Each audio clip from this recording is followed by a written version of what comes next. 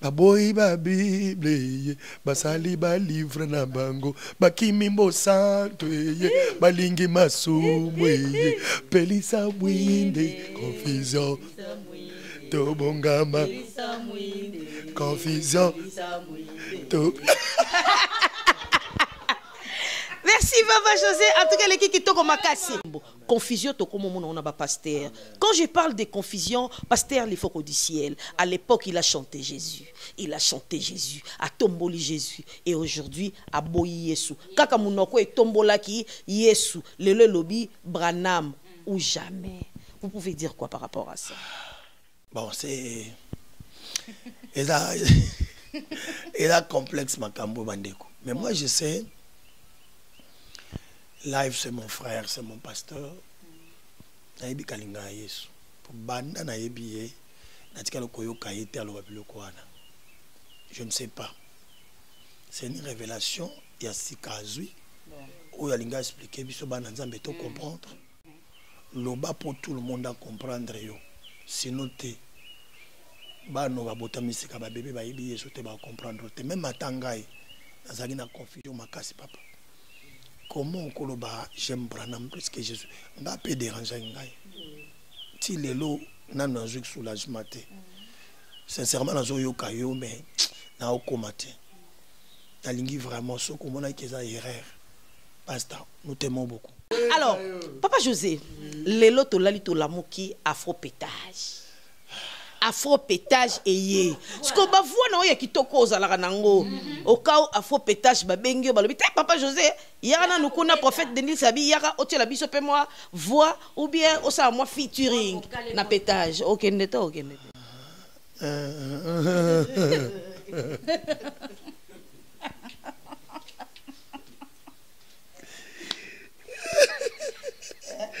Ando wali mzala seki mwana mna wiko seke matinga yango mokonga yanga nite bandi. Hey, Anzambe. Bon, na web ça bande ko ba otalanga boye. Na alandi prophète Denis. Abi pétage. Et la musique chrétienté. Il y a pas musique profanité. La musique gospel mélangée dans la sagesse. Monde alia, où il parle y a un pétage. Pour la musique ni ya Nzambe ni ya Satana. Sukoyo katikati wana na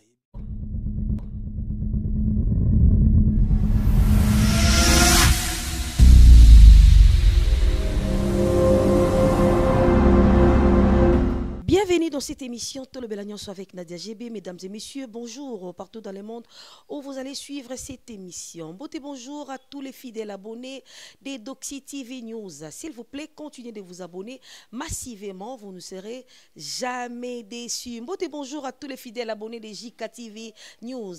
Bonjour à tous les fidèles abonnés de Matanda TV et des Corrections TV. Vous ne serez jamais déçus. J'allais dire bonjour à tous les fidèles abonnés de Correction TV. Je pense que je n'ai pas massacré les noms aujourd'hui. Alors, nous sommes les trios. Aujourd'hui, nous avons l'honneur de recevoir le frère José Nzita, l'homme de Mosé Kanakolo. Avec lui, on va essayer un peu d'en parler sur sa musique. C'est vrai, Papa José Nzita, Asaye Labiso, Kanganga Photo, Asaye Labiso, Mosé Kanakolo, Asala Biloko Ebele, Oyo, Boyebi, Lelo, Na. République démocratique du Congo. La reconnaissance, c'est très important. Avant cela, Topé Sambote, bonjour. Nabatu Nyonso Basotenaka, Nadia GB, mes respects à toi, mon papa chéri, le colonel Gwabindi. Je t'aime beaucoup, papa. Bonjour à maman Pasteur, à maman Bati. Mina kupenda sana maman et ma grande famille, Mobimba, de famille Gwabindi, Nalingabino, trop, na soutien, nabino moral, financier, et zo salanga, vraiment bien makasi. Bonjour à Hans, les rois, na Brazzaville, Bakoli, tout et Komaki et Salinga, vraiment bien makasi. Mbote bonjour à les sponsors officiels de Nadia GB, Yvette et Yaya Mina Kupenda Sana Yaya.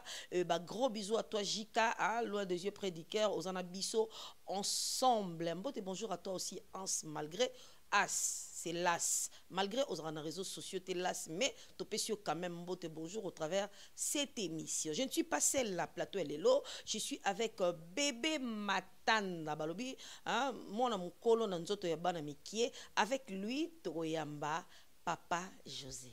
Bonjour, Bébé Matanda. Bonjour, Nadia Gébé. Bonjour à tous les téléspectateurs qui sont en train de nous suivre. Bonjour, Nabani, sur ma télévision, il y a Correction Télévision News et il y a Edor. Toi, Doli Kanza, Olobaki, Olingara, Papa José, Nzitaye, le vraiment, Tozana na plateau. Bonjour, Papa José.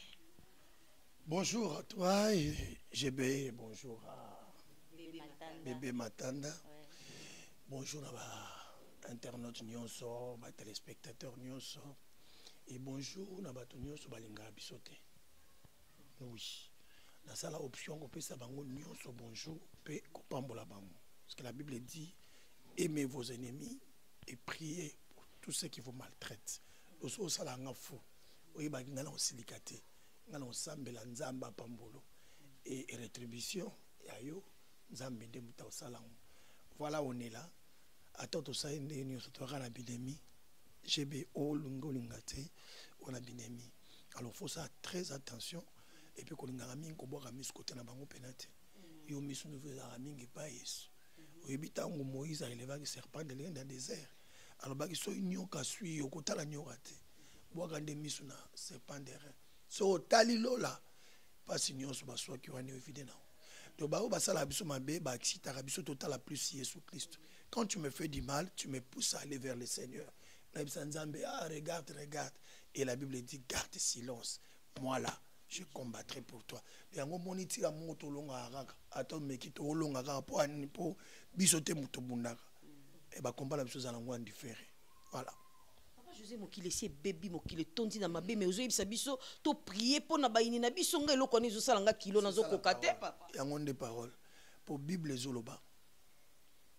Bisoter. Moni. Le jour balanga na Philippiens 4 verset 6 alobi ne vous inquiétez de rien mais en toute circonstance faites connaître vos besoins à Dieu par des prières et des actions de grâce et de supplication. Tu vois, ça veut dire ne vous inquiétez de rien. Mon curioso mon tant la Bible dit à ses bien-aimés il prépare déjà la journée avant que bamba la moka. Ça veut dire quoi? Mon cop na obeta lelo. Batras no son tambola lelo. Dieu l'a déjà prévu.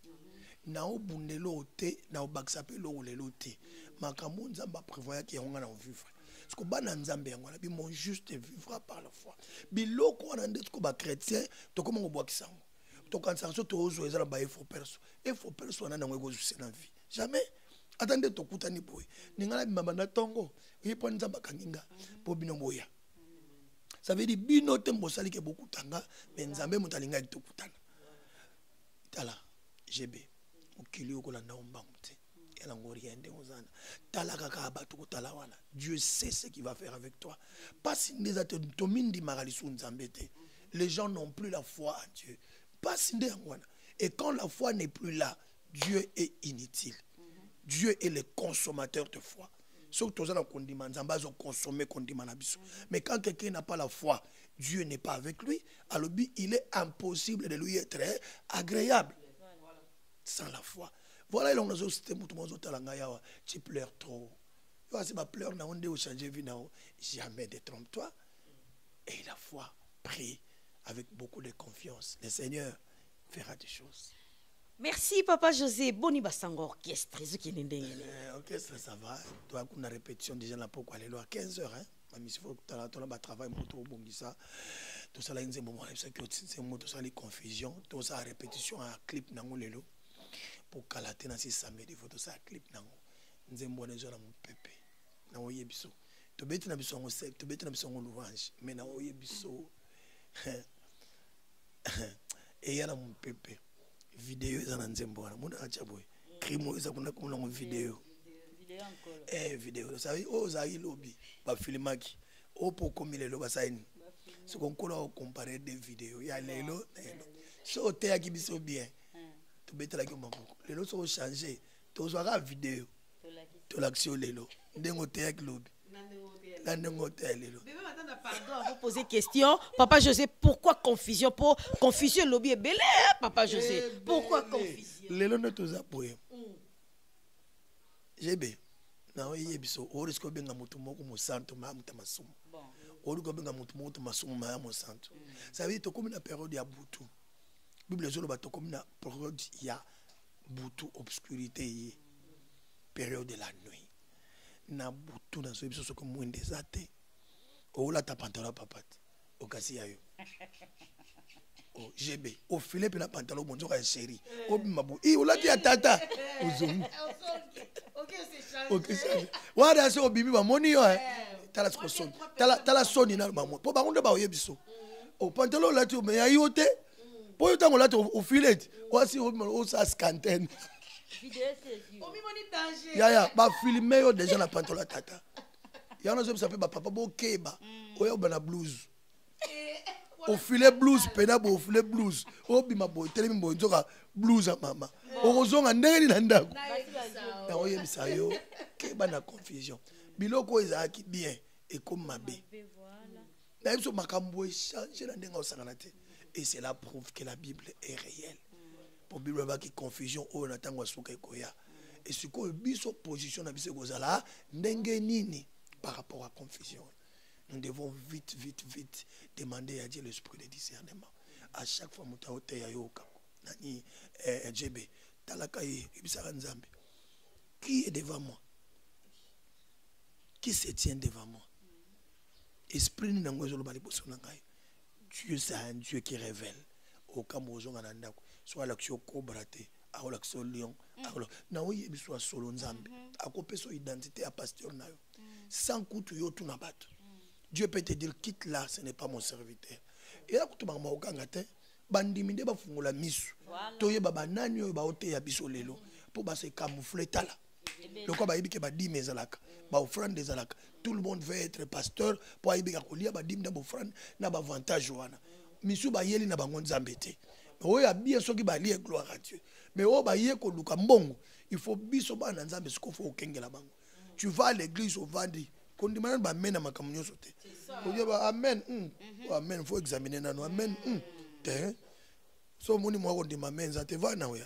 Pour amen ezali ezala bongo. So so yo confirmer ezala bongo. C'est que quand tu peux na vie na ote. Voilà. Merci beaucoup papa José Nzita na ndio na yo ki amu me fona zonga nanu ne bandelo lo beke to samba kona bimoni na biso. Na zonga kona bino ba pasteur parce que yo pe to bina ko pasteur José. Ato bengezaka kumbu.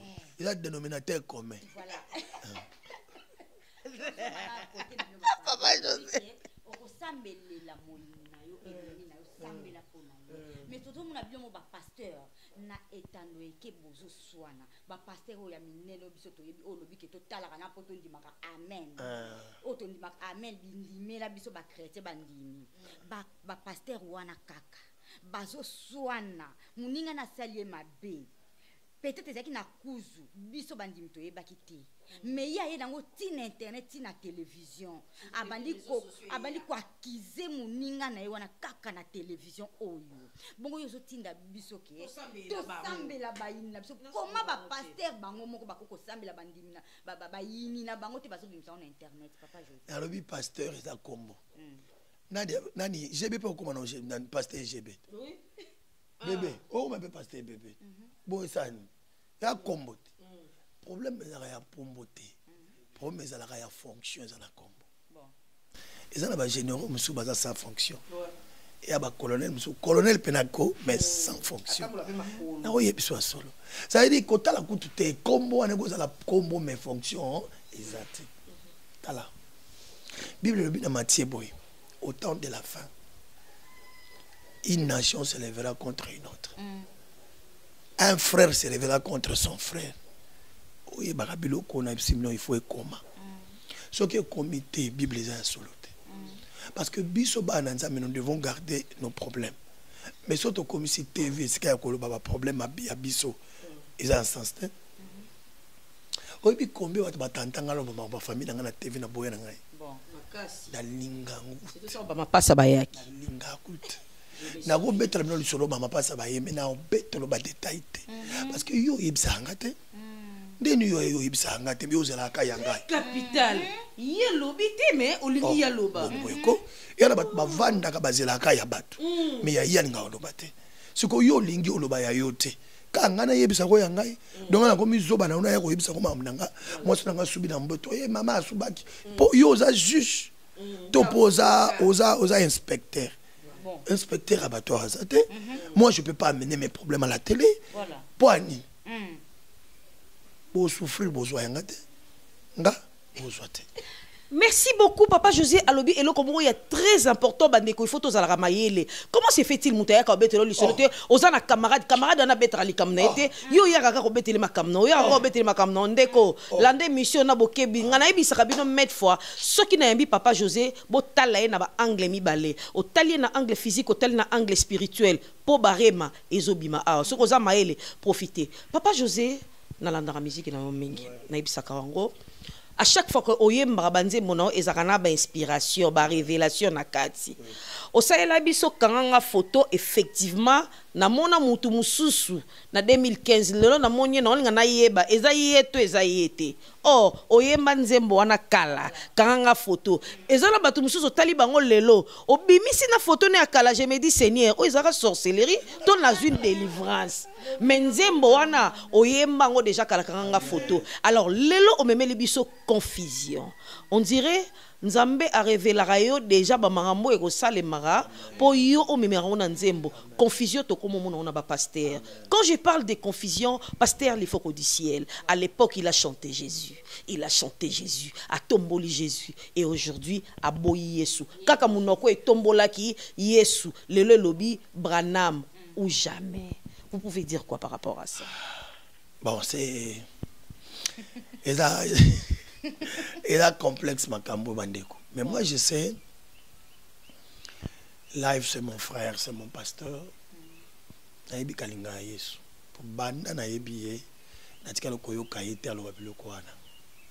Je ne sais pas. C'est une révélation ya sikazui. Ou yalinga expliquer biso bana nzambe to comprendre ou soit c'est une erreur de langage. Par imprudence, je ne sais pas. Mais là, on a eu Sandeko, pasteur Nangali Foko, s'il vous plaît, papa. Le problème est que il y a problème bateau baza ba vertébré, na bateau baza ba bota misika, ba bébé spirituel. Na foi ba vertébré baza laka. Ba bébé spirituel pe na foi baza. Maintenant on s'appelle la peine papa, ko lembate ko expliquer pourquoi le bagi bongo. Loba pour tout le monde à comprendre yo. Sinon te ba no ba bota misika ba bébé ba yebi yeso te ba comprendre te même matangai nazali na confusion makasi papa. Comment on ba j'aime Branham plus que Jésus. Nga peut déranger ngai. Ti lelo na nazo soulagement te. Sincèrement nazo yo kayo mais na okomate. Na lingi vraiment so comme on a qu'ils a erreur. Pasteur, nous t'aimons beaucoup. Pardon, les gens vont oublier. Et aujourd'hui, nos droitures, nous continuer à marcher ensemble. Moi, je sais que tu aimes Jésus plus que Branham. Tu l'aimes beaucoup. Biloko oyo oso lipsepso na Yesu. Nazo elengia oyemba. Opesanga elengia oyemba Yesu. Oyemba Yesu na ba forme na yo. Et ça la biso bien. Et je sais que olinga Yesu. Parce que nous comprendre quelle confusion. Ils ont maloba, ils ont erreur à langage. C'est vraiment de Bozaliao. Et je n'ai pas le droit de les juger. Parce que c'est un serviteur de Dieu. Mais j'ai lancé un appel. Ceux qui ont koyo kabiso, à son gabiso to comprendre qu'est-ce qu'il y a et qu'est-ce que nous devons retenir dans ma cambo ya ibisi biso. Voilà ce que je peux dire. Je me réserve trop parce que je sais que Dieu travaille avec ses serviteurs et Dieu a ya rappelé na confusion moya boy. Alors je ne sais pas qu'est-ce que Dieu réellement veut nous dire. Sincèrement, je sais que pesi passe tamite mabato ebele pe mingi ya ba chrétien ba ko connaître naufrage ya makasi. Surtout ba o balinga ko mingi ba ko bois ka Bible mbala moka lobi non, ça c'est l'enfer. Alors là j'ai dit live situez-nous et ça biso bien.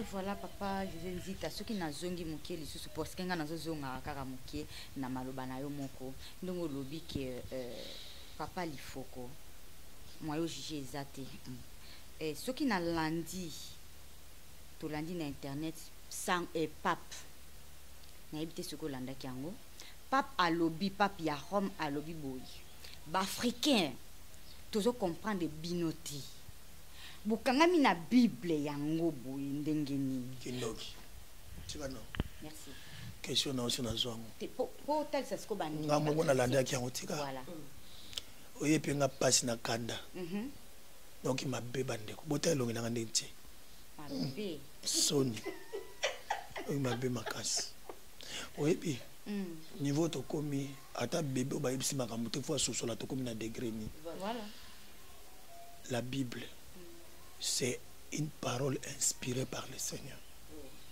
Ce sont des écritures saintes. Dieu a interdit de retrancher point et n'ajouter point. So moni okokano auto sa Bible te. Changer nos religions. Quand on a une religion mususu. Ya batu mususu balinga liberté. Ba mona Bible zo coincé bango. Ba bima na bango na Bible calmement. À quelle la religion mususu oyo pese liberté au sala wa ngo besoin. Mais pourquoi vous condamnez Biblia? Biso ba otolinga ngo ka ndengwana. Mapena upolongo vana mwasi mote. Mabeno poza sango molinga kukushena balamiki. Mabeno yangwana. Siko otalo kwa Bible pekisi yango e coincé kasi e coincé oti. E kenoti na suka. Yesu a changé kete. Bible ya ndenge mona Afrique te na Europe. So Bible pekisa ko mona ni ditata tana bino. Yoke sokola na piscine kasi bozana ozana Amérique kuna nkolo amona te. Ozwi ka libabe. Tango tali ni ditata papa. Libabe kuna pa bango kuna appelle babe. Yo si Bible change. Ndia bango change identité. Yo si Bible change. Ba mamu balongola bilamba batikala ba string na miso babana na bango. Si baloka banat. La Bible a dit ça. Quand tu regardes la nudité de ta maman et ton papa, tu es maudit. Et puis combien de balles à poto ba maudit? Combien de balles à poto ba kola wana na malédiction? Bible change te. Olongolo tika na string. Ba paupière no so sime monani. Nzela no so kati ona sime zo monana. Moi no azotala. Et puis ozo sa ba mouvement ko kitana ko mat. Boniko. Ozo loka mwana yo. Mwana ko zo ali babe. Pour Bible, l'enfant ne peut pas regarder la nudité de sa maman ni de son père. Moi, Noé, azo il a quel mabé. Aki otala papa bango langi mutala tika mutala. Moko bien. Batala ka mutala tatate. Azo ngi sima afedeki. C'est quoi ça? Ba mo habite lelo bakoma bila quel mabé poani. Zabala kila peuple là. Ndeko. Bolanda sango wanate. Bon. Waneza vertige atangwa suka. Moni so omesana ko pumba olingi kindoki no ekoma eyeba na miso abato oboya Bible. So olinga ba momi wana mwasi moko zo olinga batisi sang oboya Bible. So ko yibaka ba pexi Bible mo yibi na Bible yo linga ko yibaka oboya Bible. Ngana oyebiso yebaka Bible bazonga basala ya sika wana. Oyo pesa ba avantage na masumu. Mingi ba okoma na religion wana. Ba okanisa nzamba za kuna. Tala sika to kabwana mabelao. Na bana nzambe, na bana satana. E oye ba kaso ekomi ndengwana. Lo le fungami. Yesu oya.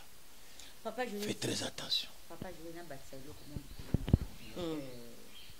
Balobi lokola lobi ndenge wana eza po azo permettre homosexuel na ebité homosexuel ango azolo ba komba ba homosexuel ba bana nzambe bango pe ba bana nzambe to reconnaître bango bana nzambe to reconnaître liberté na bango yango na utolo ba wate oh Bible lobi homosexualité eza lisumu siko bango bazomona kati moni kaka nyo kati bako pe mate balingi siko babima na kati wana pona ko bima na kati fu baboya Bible ba acquiser Bible na yoka ki azoloba quelle ces sortes de livres là qui privent la liberté des gens. Donc la Bible est en train de priver aux gens la liberté. Quel est ce Dieu-là qui aime ses enfants, qui peut priver la liberté à ses enfants? Ça, c'est nous priver la liberté. Or, Dieu, c'est un Dieu d'amour. Il ne peut pas nous priver la liberté. Qui te dit ça? Dieu frappe l'iniquité des enfants jusqu'à la 4e, 5e génération. Dieu frappe. Il faut se rendre pour aller le col agneau. Aïe, le col agneau pour l'accepter sur le chemin pour rentrer vers le Père. Mais attention, il ne viendra pas comme l'agneau. Il va revenir comme le lion. Keba. Keba. Ah, il y a le col à lion. Ah, il y a le col agneau, il sous-souté. Tout sacré pour un agneau. Il y a encore la grâce. Mais quand il va revenir, il viendra comme un lion. Là, c'est pour juger. Ça va attendre. Bolanda sango wanate Amélie Diamba. Merci beaucoup, Papa José. En tout cas, tout du début à la fin et tourner tout autour, il y a confusion.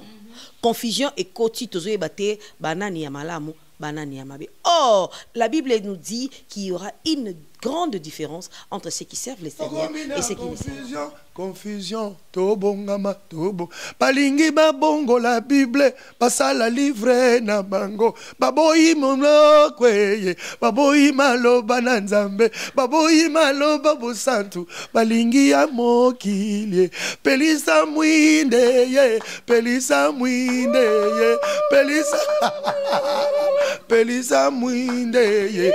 Wapi base kama yele, wapi base kama yele, wapi ba enike ya roi, wapi ba enike ya roi. Bo pelisa mwinde, pelisa amwi, tobongama, confusion, tobongama. Ah! Zembo zoya. Zembo ekanga, okanga bango. So kebo to ilo vidéo. Voilà. Tango salaki sacrement. On demande Yesu. On demande Bible. On change ndengeni vidéo. Et kangyo na sacrement et kangyo koto to change. To lukanjela okima. Bamsu li felo na bango ebandana sawa. Omi kote li felo na no ke li felo te. En tout cas, félicitations, Papa José. Nzembo na yebi ke koya na moto pour banzemba Papa José, je vous informe que babi na ngo partout. Ngana sina bina nzemba Papa José na boîte na braza na lobi nzambe ba braza filo bazo yeba to bazo yeba te ba lobi te biso to bina rango pour nzembo na équipe raté. Alors confusion ye er ngo bobongama. Er yango yo azana na studio na bimite mi bongama er yango. Na ke si salelo. Lelo na ko yemba na boîte ko voix. Baboyi ba Bible, basali ba livre na bango, bakimimbo santo ye, balingi masumwe, pelisa mwinde, confusion, tobongama, confusion, to. Merci Papa José, en tout cas l'équipe qui toko makasi.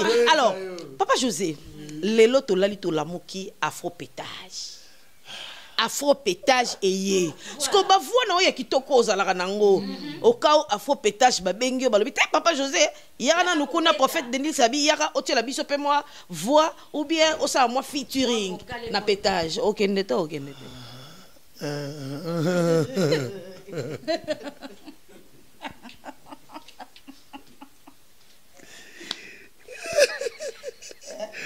Ando wali mzala seki mwana mnawi oseke matinga yango mokonga yanga nite bande ya bangonde ba otuna ba question bango so memelanga déjà moi ko seka ndam ya mona seki téléspectateur bande bo limbisa na seka mingi boyebi sikona bungama hey anzambe bon na webisa bande ko ba otalanga boye alandi prophète Denis. Abi pétage et la musique chrétienté. Il y a la musique profanité. Il y a la musique gospel mélangée dans sagesse.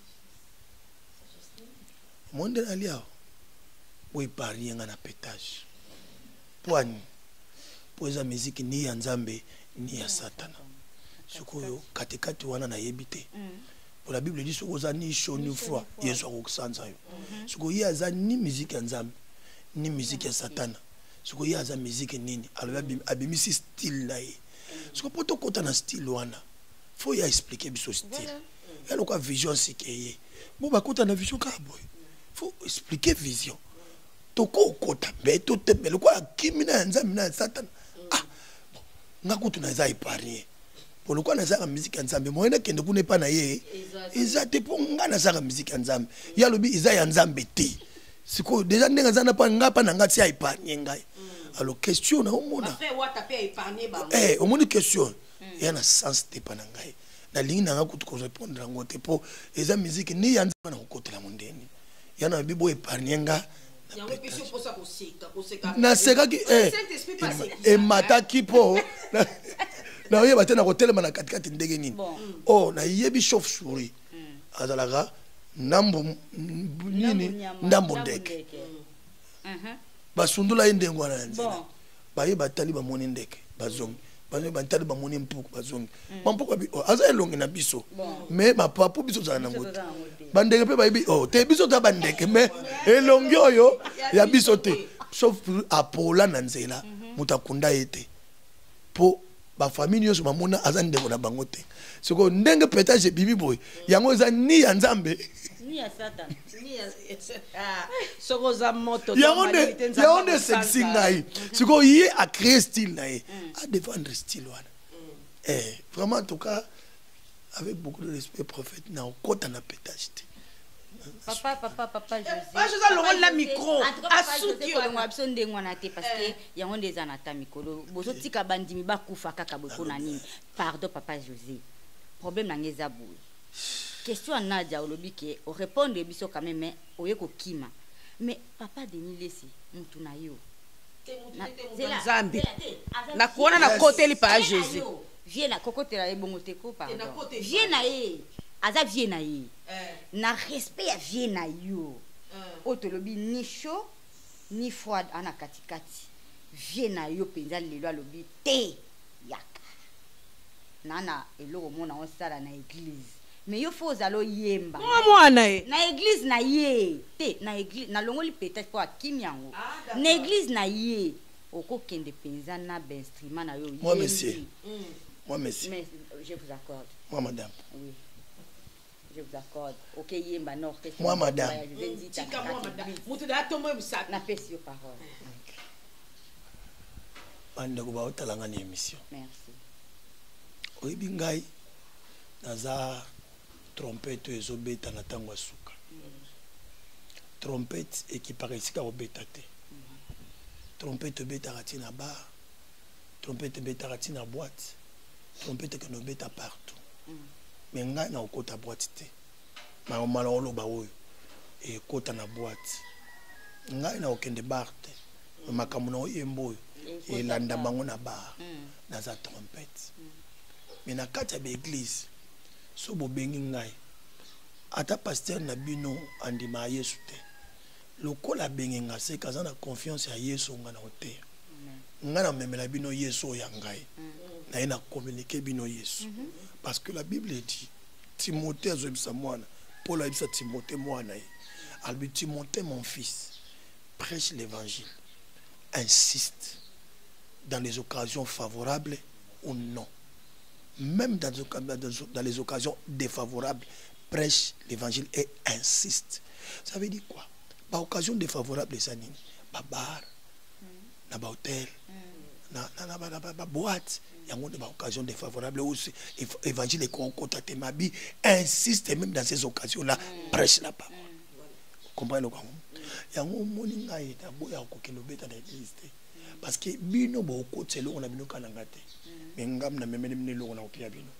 Mais dans tout ça, conclusion, la Bible dit, malheur à celui qui fait son projet sans consulter l'Éternel. J'ai pris Dieu, si Dieu me convainc à Kende, mais si le Dieu dit n'allez pas, ah, t'as beau un million, pour na yo kinza balobi na yate. Tu comprends ma sœur? Simple. Pardon Papa José, alors si le Saint-Esprit a guidé au la featuring na Frère Fali par exemple, tu vas le faire? Nga featuring na Fali, to sala on a domaine na mamwanzambe te. To sala on peut la domaine na musique na été. To sala on a domaine ya éducation. Ça veut dire totele mita musulu bakuluna baleke mingi ngana fali totala nto ba congolais to bio za éducateur de masse nga éducateur de masse batu balinga go balinga penga so to yembi bakuluna batika bakotala tande balinga biso bakuluna ba osani bakotika ça on peut chanter avec Fali c'est pas un problème parce que ngana zote ya masse ye pa osani aote ya masse et continue makambo na ye et continue makambo na ngai et lobeli makambo éducation et tout ça je comprends ba mama bola lisaka bana na moustiquaire bangungi komi mingi bat bazoka te Fali yaka to le kana TV so mbale ko balinga penga to yebisa bango batia bana na sa moustiquaire biso na yoto ba éducation de mars tant bat ba utala ba éducateur wala bi na Fali na nzita kutu baleka na TV balobaki yango bat ba osani bakozwa balalisi bana malaria mbala moko mo isala susu à côté wana ndena ozana voilà na suki wana. Merci beaucoup, Kozana, Papa José et Zalaka Kitoko Mingi, vraiment, bébé Matanda, avant que je clôture l'émission, pour te commettre vraiment dans souka émission. Alors, si tu as quelque chose, il y a souka, pour nous proposer Papa José, pour te commettre comme vraiment dans souka. Non, on a fait l'émission Bimbana Papa José Nzita. Pour m'embêter belé. Nayambi pasteur moko. Alobi écoute à sa pasteur aza disciple mais alobi yes oh Seigneur aboyi Jésus écoutez et ça la passe hier comme on a parce que ngana prié sur les pas de Jésus Christ tant on va donner ça papa le kinanga tu vois mutuna yambi wana aza alobi aza pasteur te to benge pasteur tenga pasteur te to benge évangile o tenga boete alobi aza disciple anani alobi disciple ya Christ aboyi Jésus Christ aboyi nkolo aboyi onani alobi Christ seulement na tuni Christ uti na monini réponse na zwa ki en tout cas est convaincre ngana nte ya ona ngana tuna Papa José Christ o biso to ba Christ Papa José ko sanga boyeki non on a une réponse à kitoko on appelle ça bango oh yo c'est na salle bon na bina boy Christ ezanini moi madame Jésus Christ na Christ différence c'est ça moi madame merci parole yango bien aimé dans le Seigneur il faut boyer bakelo ko moko kombo epesa mela mokili mobimba po babika e ya Yesu. Amen. Talanguna acte 4 verset 12. Chapitre 4 verset 12 au mona. Kombo o epesa mela mokili po ebika eza Yesu Kristo. Sikoyo musala Yesu aya ko sala. Tangu nkolo a revêtir ye na nguya. O ya lobiki apesi ye bokonzi koleka makonzi nyonso kombo wana nde Kristo. Christ ezali fonction ya travail o Yesu ya kosala. Christ. Voilà. Ezali oin mafuta. Ça veut dire quand on dit Christ ça veut dire le oin. C'est lui que Jésus Dieu a oin. Voilà. Ça veut dire yende amemi nzambe kati na ye. La Bible dit en lui habite corporellement toute la plénitude de la divinité. Christ. Ouais. Comprendre? Tango bazako menacer ba Paul tango bazote. Ba menacer bango na kombo Yesu te. Ba menacer ki bango tango koma mo résurrection. Na résurrection de ska Yesu azwaki corps ya Christ.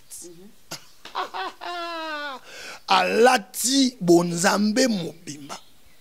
Akoma iko dusula la mire boye bokangi mire ya dusuli nzoto wana yango biso tokolata mokolo tozana lever ma sœur un corps incorruptible Christ ne musala ne fonction oyo Yesu azalaki attribué après kolonga mokili oyo. Voilà.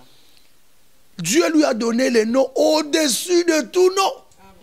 Le nom là c'est le roi Christ. Christ azanzambe ya solo ya mobimba. Yesu azanzambe ya mobimba ya solo. Na likolo eza bakiti misatu te. Ya nzambe, ya mulimu santu, ya Yesu.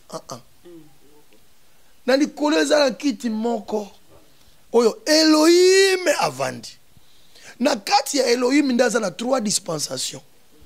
Aza Elohim, aza Christ, Jésus, aza Saint-Esprit. Est-ce que vous comprenez encore? Si comme mobimba na ye nda yaki. Mais le col aliaki na bato. Le col zakota mona bato. Azalaki na plénitude ya bonzambe kat na ye ezaki démontrable na noté. Asali ba miracle. Tango akuvi asekwi azu nature. Si comme nguya ya nature à Christ wana ya ngonde biso zui. So. C'est quoi ndoki a olinga ngote? Ba marabu ba olinga ngote. Voilà. Parce que nous avons Christ en nous. Christ en nous, l'espérance de la gloire. Ça veut dire, la gloire est venue avec Christ. À récolter gloire, yanzamba, tondisi on anzotonaye. Ce que batou ba koyamba Yesu Christ, pas Jésus seul. Jésus Christ. Jésus, ouais. Jésus, ouais. Donc Jésus n'a accomplissement. Oye okoti na katina yo, nde yo au commis maître à sorcier. Au commis na so ya Saint-Esprit. Au commis garde du so. Ce que oye bisa bandoki. Numba aki. Nguyo zo bana bango eza yote. Et après na grand maître moi avant de katina yo. Ce que les sorciers et les gens qui font les manigances balinga kombo à Jésus-Christ te. Balinga ka Christ. Pourquoi balinga Christ ba se camouflaka na Christ wana ezalaka ya Jésus te ba copia Christ ouin na ndenge moko ya lokuta ouin parce que kobo ya Jésus te parce que c'est le nom que Dieu a donné.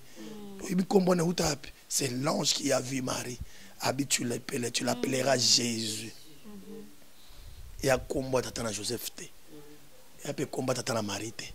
Et à combo utaki likolo ou ange a prononcé que pas Marie. Et tout ça, je comprends. C'est que c'est pas mon col. C'est que Babaksa m'a foutu comme Jésus Christ. Après avoir fini son travail, papa collé les coloniaux, Jésus ouais, a commis Christ Jésus.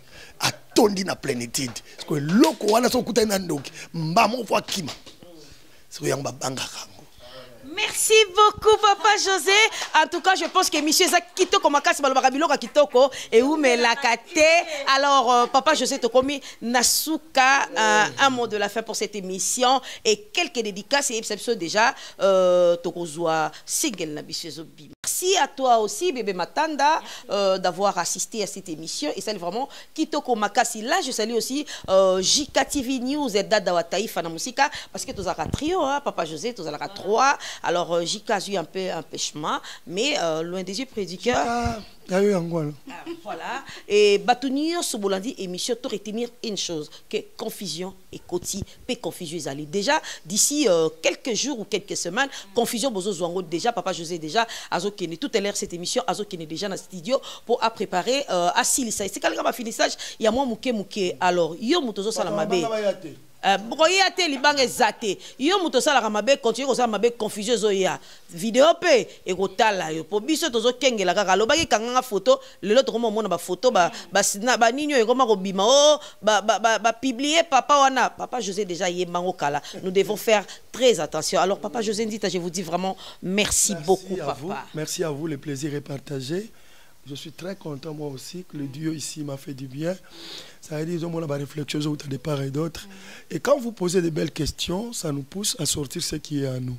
Moi, j'aime ça. J'aime quand on nous amène dans les profondeurs et ça fait sortir aussi des profondeurs à nous. Que Dieu vous bénisse. Moi, je souhaiterais, comme je souhaite tous les jours, que le Seigneur vous équipe, vous donne tout ce qu'il faut. Pour que ça la mission à bien.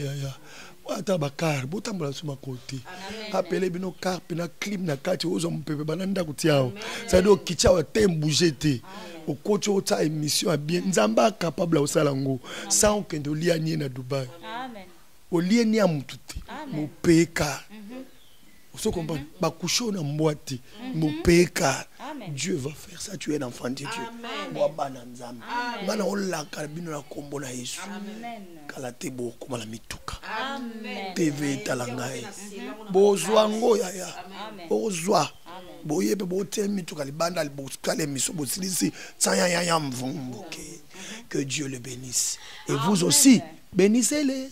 Amen. Merci beaucoup, on a les pamboli mingi ça là vraiment bien. Alors pour s'abonner massivement à Edoxy TV News, une façon de m'aimer ou l'accent vraiment que l'inganga solo le bana DJB na s'abonner à Edoxy TV News et ça là et ça vraiment facile là. Il suffit seulement d'aller sur YouTube, au BT Edoxy TV News, la chaîne est là. Likez l'émission, commentez, partagez, vous ne serez jamais déçus. Bana nzambe nyonso. Ceux qui bolingara frère José Ndita, vous soutenir d'une manière ou d'une autre. C'est vrai, il n'a pas l'habitude de demander, mais aza mutu, aza pe na ba besoin. Donc ceux qui oyo qui lobanza bolanda émission et tout yo motema, ça il est codé ça on et c'est l'autre. Au kabela ba frère nanyot, yandombolilo. Et bon yo so kabele, yécoute so kabele, likolo ngabi que Dieu te bénisse. Nzambe pe a pambolio. Alors ceux qui vous s'appellent na émission, oh, tout le monde merci na Fabrice Monde qui est derrière la caméra et merci à toi aussi Titan, babi garçon Lox, merci à toi. Merci na Feli Mwamba na montage kuna, merci na batu tout bolinga kanga. Ça n'est fini pour aujourd'hui cette émission. Mon DJB, la femme selon Jésus-Christ. Je vous dis au revoir.